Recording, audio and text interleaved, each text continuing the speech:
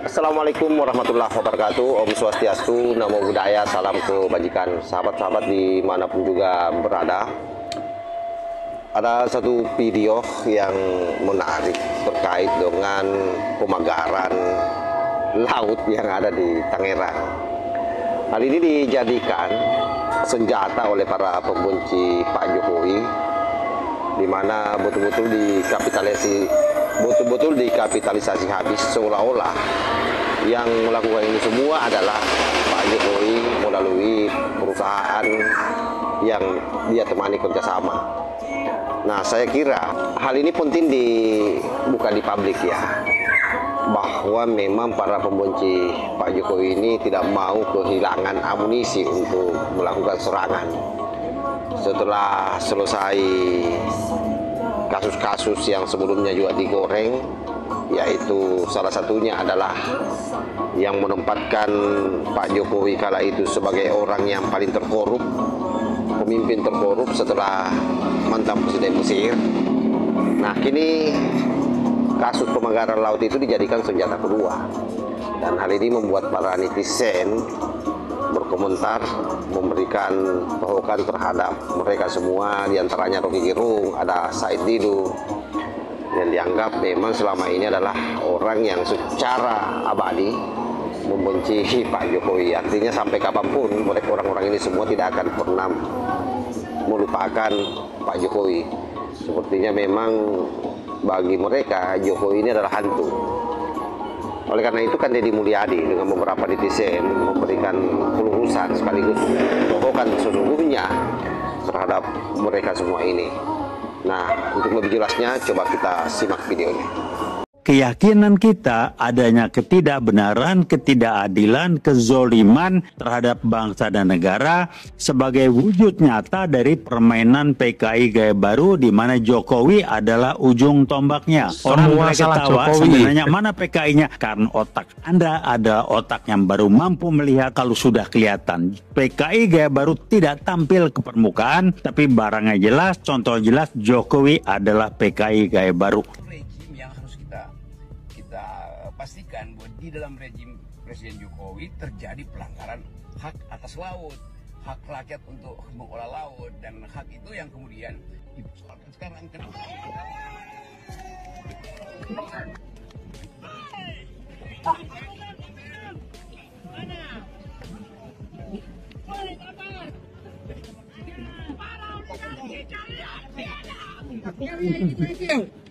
Saya itu.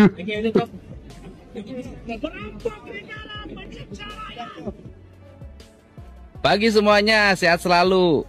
Hari ini saya yang ingin suka nyalain menyampaikan Jokowi bahwa terjadinya perubahan status pantai bahkan laut itu berubah menjadi bersertifikat. Saya memberikan contoh seperti yang terjadi di Bekasi, karena ini wilayah kerja saya di Provinsi Jawa Barat. Itu bermula dari kegiatan warga yang menggarap pantai, kemudian dibuat kegiatan ekonomi, yaitu tambak, baik tambak udang, tambak bandeng, dan kegiatan tambak lainnya. Kemudian datanglah orang-orang atas nama perorangan atau korporasi yang punya duit, mereka memberikan kompensasi kepada warga, yaitu pengambil alihan hak garap. Setelah itu mereka melakukan sertifikasi atau penguasaan atas tanah tersebut, sehingga berubahlah pantai dan laut menjadi milik korporasi atau perorangan yang punya duit. Siapa yang punya peran di balik ini? Tentunya adalah biasanya itu adalah oknum dari kantor pertanahan atau sekarang ATR BPR. Dan itu bukan hanya terjadi di laut. Itu terjadi di gunung-gunung, di lembah-lembah, dan di berbagai daerah strategis yang sebenarnya itu harus menjadi penguasaan negara.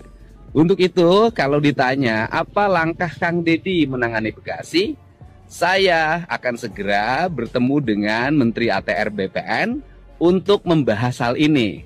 Dan saya lakukan sebelum pelantikan. Dan kabar baik, pelantikan insya Allah kan akan dilaksanakan tanggal 6 Februari Hari ini diputuskan mudah-mudahan tidak mengalami perubahan. Untuk itu, salam untuk semuanya. Mari kita bersama-sama menjaga bumi, air, dan kekayaan alam digunakan sebesar-besarnya untuk kemakmuran rakyat. Dan mari kita bersama-sama untuk apabila ada pantai, ada gunung, ada lembah, ada ngarai, ada sungai, mari kita jaga. Pantai jangan dikotori, sungai jangan dicemari. Mangrove-nya jangan dibabat, pohon-pohon pelindungnya jangan dihancurkan karena akan terjadi abrasi. Gunung-gunung jangan dibabat, akan terjadi longsor.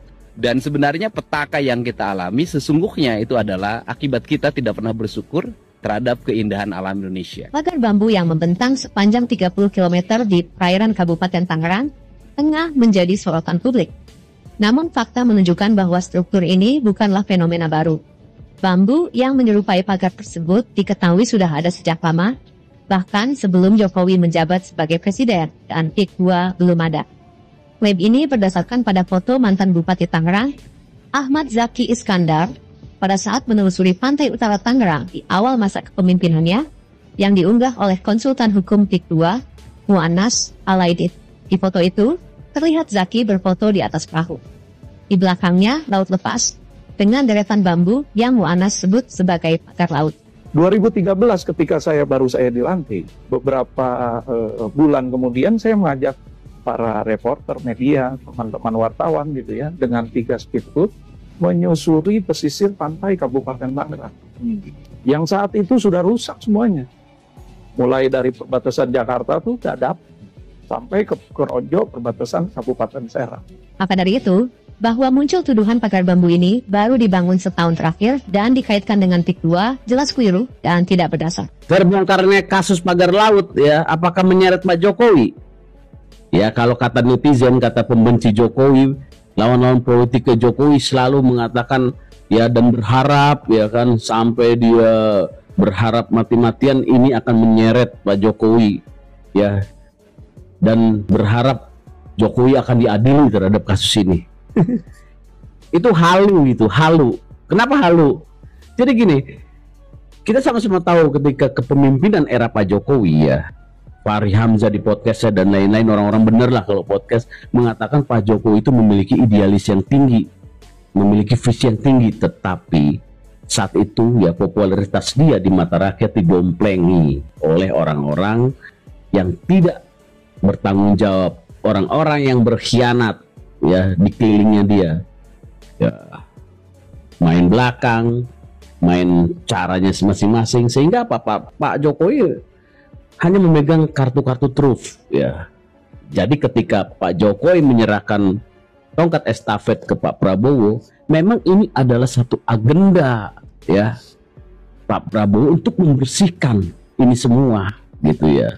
Kalau pagar laut ini kan buset kena semua itu, Kementerian ATR, BPN mengeluarkan sertifikat ya kan, itu harus kena itu ya. Tapi emang Pak Jokowi takut? Enggak, Pak Jokowi justru menginginkan ini melalui Pak Prabowo lah ya, kasus-kasus ini bisa dibongkar semua.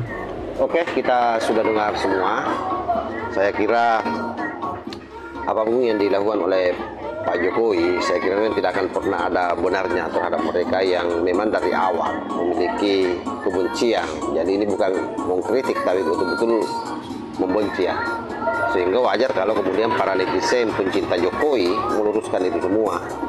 Karena itu saya kira netizen juga harus cerdas menyaring informasi agar tidak semua hal itu ditelan mentah-mentah, harus dikelola, dicek dan recheck. Nah, sebagaimana yang disampaikan oleh Kang Deddy Mulyadi dan netizen-netizen lainnya, saya kira ini cukup ya sebagai senjata untuk membungkam para pembenci yang mencoba menggiring opini bahwa pemekaran laut itu di belakangnya adalah Pak Jokowi. Saya kira demikian sahabat. Wassalamualaikum warahmatullahi wabarakatuh.